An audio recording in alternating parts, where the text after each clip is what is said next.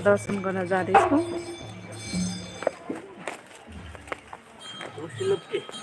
यहाँबाट तल पनि मन्दिर छ हो? पैसा चाहिँ बुक किनिहालेन नि मैले। अलिक चाहिँ यो सालको पात त चिप्लिन्छ है नानी, फेरि चिप्लेर सिरिरी हुन्छ नि। सालको पातमा चिप्लिन्छ क्या।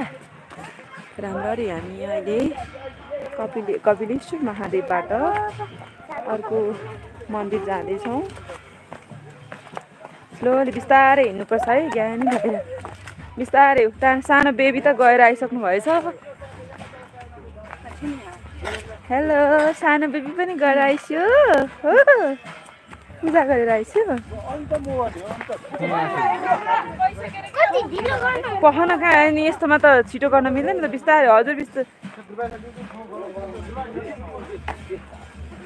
ए उफ्रिने होइन है नानु, एकदम केयरफुल। मन्दिर जाने बेलामा बिस्तारै गर्ने है, समातेर हिँड्ने है।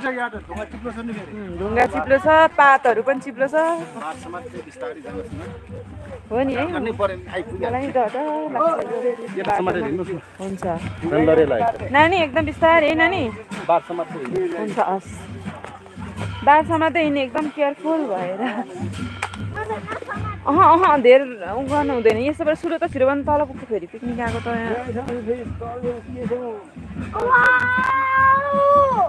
कस्तो राम्रो है, त्यो भ्याली देख्यो नि, भ्याली जस्तै रोड छ बिचमा, कति राम्रो। फ्याल्नु हुँदैन नि यसरी, फोहोर गर्नु हुँदैन। यो म बोकिदिन्छु पकेट आफ्नो।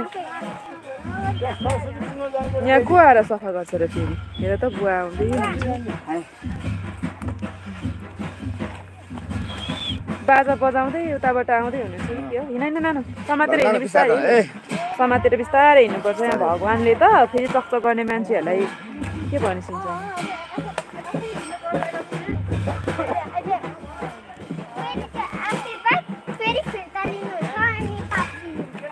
त्यही भएर ज्ञानी हुनुपर्छ है। धेरै तलै छ कि क्या हो? नजिकै छ कि तल छ होला है? धेरै तल नउफ्र भनेको, यो उफ्रिने ठाउँ होइन। चकचक ज्ञानी हुनु पर्यो क्या, जहाँ गए पनि ज्ञानी चाहिँ हुनै पर्यो मान्छेले। ज्ञानी नभए कुनै ठाउँमा नि काम छैन।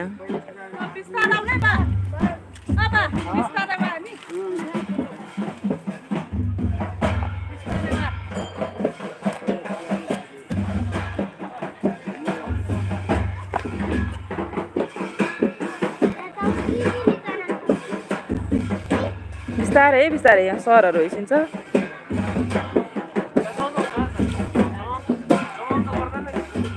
बिस्तारै नानु ल, है छोरी, बिस्तारै उफ्रिने होइन। एकदम भगवान्लाई सम्झेर ज्ञानी भएर हिँड्नुपर्छ है। कहिले पनि जम्पिङ नगर्नु है छोरी। समातेर, अनि डर लाग्यो भने गडलाई मलाई शक्ति दिनुहोस् भनेर है हिँड्नुपर्छ है। हजुरहरू पूजा गरेर नि आइसक्नु भएछ।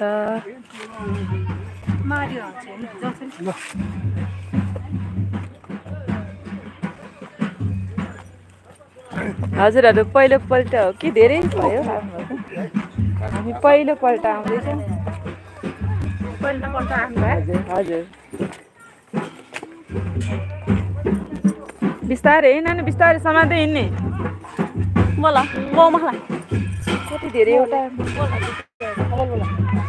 एकदमै बिस्तारै बिस्तारै। पख पख पख, यता नि पूजा गर्ने ठाउँ छ। बिस्तारै नानु, बिस्तारै ल।